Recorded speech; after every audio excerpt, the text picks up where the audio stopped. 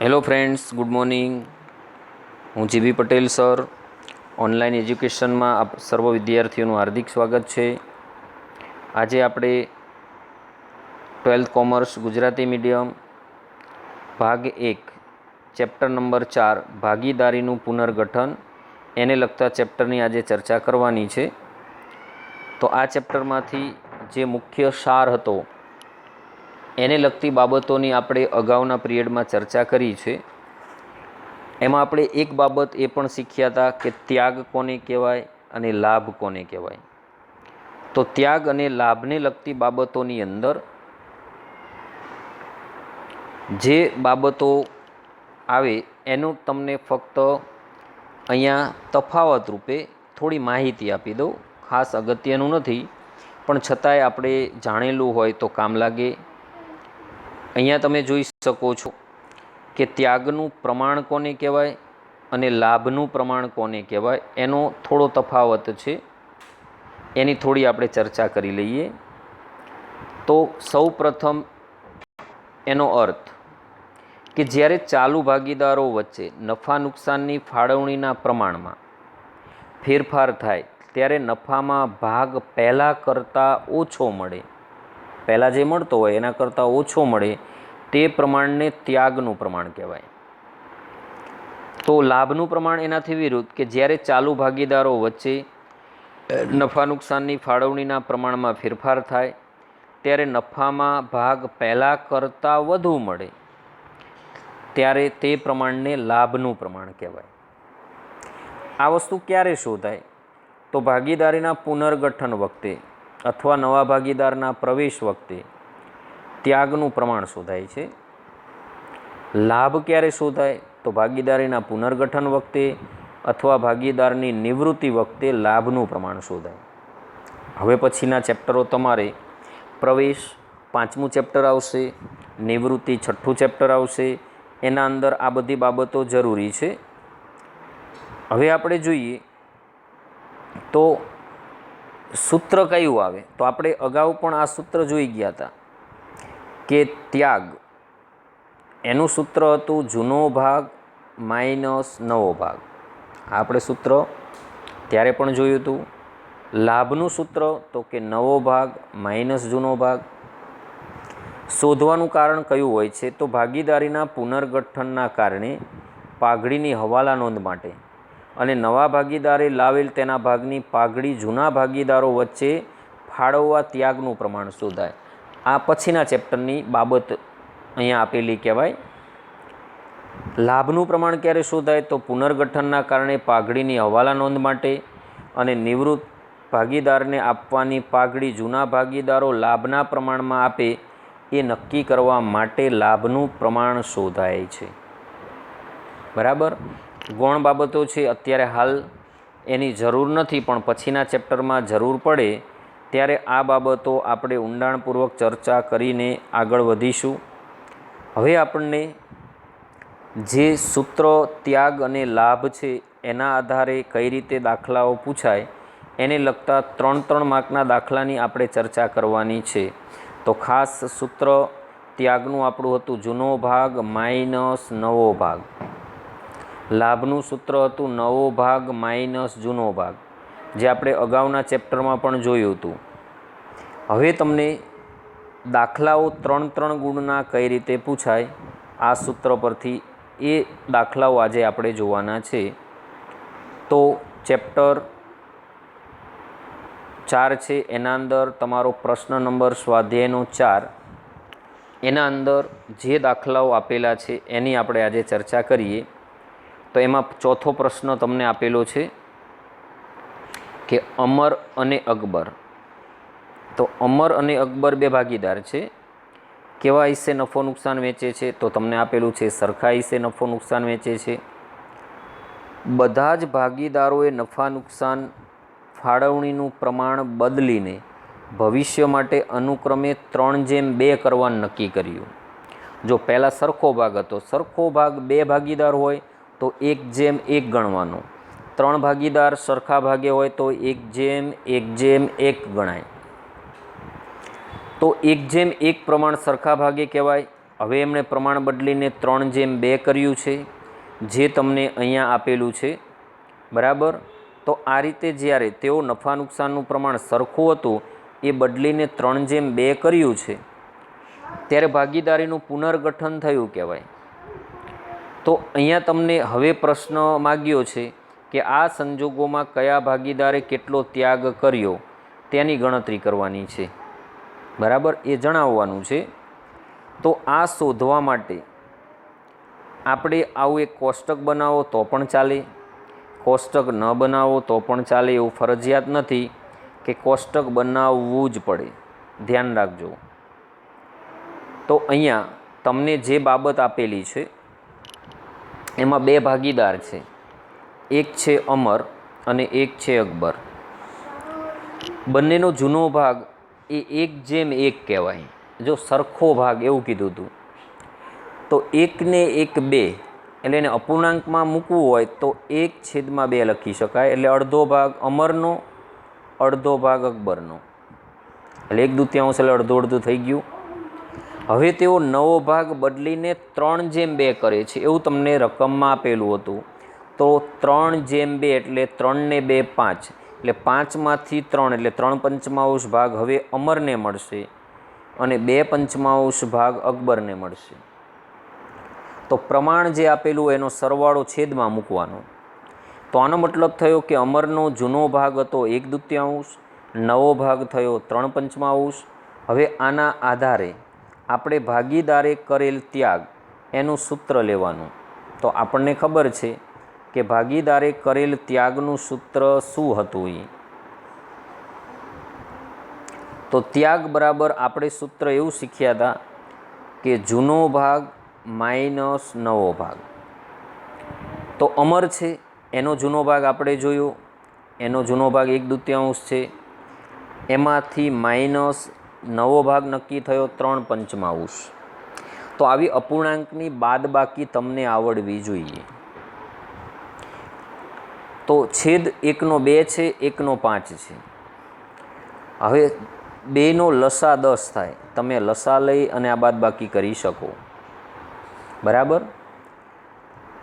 તો 2નો છેદ 10 કરવો છે તો આ જે 2 છે એ 2ને તમે કેટલા વડે ગુણો 10 થશે, તો કે 5 વડે. તો જેટલા વડે તમે 2ને નીચે ગુણો એટલા જ વડે ઉપરના ગુણવાના. એટલે 5ને 1 વડે ગુણો એટલે કેટલા થયા, 5 × 5. એ જ રીતે અહીંયા 5 છેદ આપેલો છે, એને તમારે 2 વડે ગુણશો તો 10 થશે. તો 5ને નીચે 2 વડે ગુણો તો ઉપર 2 વડે ગુણવા પડે. તો 3 કેટલા થયા, 6. એટલે આ રીતે ઉપર જે અંશ છે એ 5 - 6 કઈ રીતે આવ્યા, તો કે આ 2 અને 5 એનો છેદનો લસા લીધો. એ 10 કરવા માટે આપણે આ 2ને 5 વડે ગુણ્યા અને આ 5ને 2 વડે ગુણ્યા, એટલી જ રકમ વડે ઉપરની સંખ્યાને ગુણ્યા, એટલે આ 5 અને 6 આવ્યા. આ 1ને 5 વડે ગુણ્યા, આ 3ને 2 વડે ગુણ્યા, એટલે 5 × 5 3 × 6. હવે 5માંથી 6 બાદ કરો એટલે -1/10 આવ્યા. એટલું યાદ રાખજો, ત્યાગના સૂત્રથી દાખલો ગણો, જો જવાબ માઇનસ આવે તો લાભ થયો કહેવાય. એવું જ આપણે અકબરમાં જોવાનું. તો અકબરનો જૂનો ભાગ આપણને જે આપેલો છે, અકબરનો જૂનો ભાગ આપણને જે આપેલો છે એ હતો 1/2. નવો ભાગ એનો નક્કી થયો તો 2/5.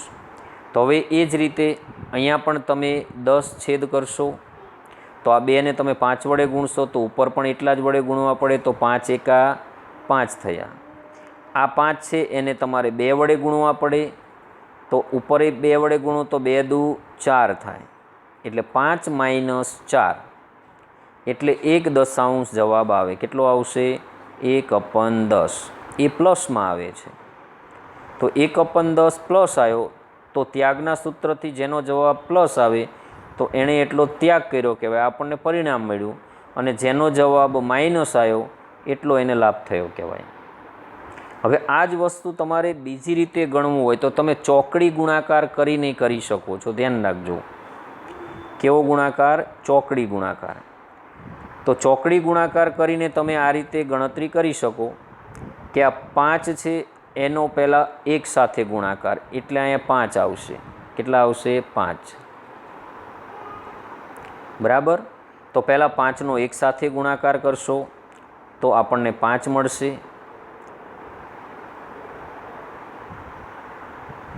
તો 5 એકા 5 એ પહેલાં એ લખવાના. હવે વચ્ચે માઇનસની નિશાની છે તો માઇનસ મૂકવાના. જો આમ ઊંધેથી ગુણાકાર કરવાનો, બરાબર, 5નો એક સાથે, પછી આ 2નો 3 સાથે, તો માઇનસ આપણને 6 મળશે. કેટલા મળશે? 6. તો 5 માઇનસ 6 મળી ગયા. પછી છેદમાં આ બંનેનો ગુણાકાર કરવાનો, 5 અને 2નો, અથવા 2 અને 5નો, તો 5 દુ 10. બરાબર. તો 5માંથી 6 બાદ કર્યા એટલે આપણને કેટલા મળ્યા? -1/10. તો આ રીતે તમે ચોકડી ગુણાકાર કરીને પણ જવાબ મેળવી શકો. જેને લસા લઈ અને ન આવડતું હોય એને આ રીતે ચોકડી ગુણાકાર કરવાનો. જો ફરી વખત અકબરનું શોધીએ તો 5 એકા 5 એટલે આ 5 મળ્યા. 2 દુ 4, બરાબર, એટલે આપણને માઇનસ આ 4 મળ્યા. પછી આ 2નો ગુણાકાર, 2 પંચા 10. આ રીતે તમે ચોકડી ગુણાકાર કરીને પણ આ શોધી શકશો. બરાબર છે? ચલો, આના આધારે આપણને જે જવાબ મળ્યા એ લાભ અને ત્યાગ આપણે શોધી લીધો. એ જ રીતે તમારો 5મો દાખલો તમે જુઓ. એના અંદર તમને જે માહિતી આપેલી છે એમાં કીધું છે તમને 3 ભાગીદાર વિશે માહિતી આપેલી છે. કોમલ, કૃપા અને કરિશ્મા એક પેઢીના ભાગીદારો છે. તેઓ નફો નુકસાન 3:2:1ના પ્રમાણમાં વહેંચે છે. બધા ભાગીદારોએ ભવિષ્યમાં નફા નુકસાન વહેંચણીનું પ્રમાણ 5:3:2 કરવાનું નક્કી કર્યું. આ માહિતી પરથી ત્યાગના પ્રમાણની ગણતરી કરો. બરાબર. તો અહીંયા તમે જોઈ શકો છો કે જે પ્રમાણ આપ્યું છે 3:2:1, તો 3 ને 2 5 ને 1 6. તો બધાના છેદમાં 6 મૂકવાના. તો આ કોષ્ટકમાં તમે જોઈ શકો છો કે અહીંયા જે કોષ્ટક બનાવ્યું છે એમાં ભાગીદારના અહીંયા નામ લખ્યા છે આપણે. તો પહેલા ભાગીદારનો ભાગ ગણાય 3/6, બીજાનો ગણાય 2/6, ત્રીજાનો ગણાય 1/6. હવે નવો ભાગ આપણને 5:3:2 આપ્યો હતો દાખલામાં. તો 5 ને 3, 8 ને 2 10, એટલે આ બધાના છેદમાં આપણે 10 મૂક્યા. જોવું એટલે અપૂર્ણાંક મળી ગયા. હવે આપણે ત્યાગનું શું લેવાનું સૂત્ર? તો તમે ત્યાગનું સૂત્ર અહીં જોઈ શકો છો કે જે અગાઉ પણ આપણે જોયું હતું. ત્યાગ બરાબર જૂનો ભાગ માઇનસ નવો ભાગ. તો પહેલા ભાગીદાર કોમલનો જૂનો ભાગ હતો 3/6, નવો ભાગ છે 5/10, એટલે આ બેની બાદબાકી થશે મૂળ. તો અહીંયા 3/6માંથી 5 બાદ કરવા હોય તો તમે લસા લઈને કરી શકો, ચોકડી ગુણાકાર પણ કરી શકો. તો અહીં ચોકડી ગુણાકારમાં જુઓ તમે, પહેલાં 10 છે એનો 3 વડે ગુણાકાર એટલે 30 આવ્યા. આ 6નો 5 સાથે ગુણાકાર તો 6 પંચા 30 આવ્યા. માઇનસ તો છે જ. અને આ 6 અને 10 જે તમને આપેલા છે નીચે છેદમાં, એ બેનો ગુણાકાર કર્યો એટલે 60 આવ્યા. એટલે 30માંથી 60 ગયા તો 0 આવ્યો. 0/60 એટલે 0 કહેવાય. એટલે એ ભાગીદાર કોમલ છે એ કોઈ લાભે નથી મેળવતા કે કોઈ ત્યાગ પણ કરતા નથી. પછી કૃપાનું જુઓ તો એનો જૂનો ભાગ 2/6 છે, નવો ભાગ 3 છે. હવે તમે ચોકડી ગુણાકાર કરશો તો આ 10નો 2 સાથે ગુણાકાર, તો 10 દુ 20, 6 તરી આ 18, અને પછી 6 દાણ આ 60. 20માંથી 18 જાય એટલે 2/60. તો 1/30 કહો કે 2/60 કહો, બંને સરખું કહેવાય. એટલો કૃપાએ ત્યાગ કર્યો કહેવાય. કરિશ્માનો જૂનો ભાગ આપણને 1/6 આપ્યો છે, નવો ભાગ 2 આપ્યો છે. આ બે વસ્તુ હવે આપણે ક્રોસ ગુણાકાર કરીએ તો 10 ગુણ્યા 1 એટલે 10, 6 ગુણ્યા 2 એટલે 12, 6 દૂને 12, અને 6 ગુણ્યા 10 એટલે 60. તો અહીંયા 10માંથી 12 બાદ કરો એટલે -2/60 આવ્યા, અથવા એને -1/30 કહી શકાય, 2 વડે ભાગી દો એટલે. તો હંમેશા યાદ રાખવાનું કે કોઈ ભાગીદારનો જેટલો ત્યાગ આવે એટલો જ સામે અન્ય ભાગીદારોનો લાભ આવે. તો અહીંયા તમને લાભ મળ્યો 1/30. બરાબર. તો કૃપાનો ત્યાગ 1/3 મળ્યો, કરિશ્માનો લાભ 1/3 મળ્યો, કોમલ કોઈ ત્યાગ પણ નથી કરતી કે કોઈ લાભ પણ મેળવતી નથી. હવે પછીનો દાખલો તમને આપેલો છે છઠ્ઠો, ઝડપથી આપણે પૂરો કરી દઈએ કારણ કે ઉપર જેવો જ છે. તો એમાં તમને કહ્યું છે પ્રશ્ન નંબર 6ની અંદર કે સચિન, રાહુલ અને રોહિત એક પેઢીના ભાગીદારો છે. તેમની વચ્ચે નફા નુકસાન ફાળવણીનું પ્રમાણ 1:2:2 છે.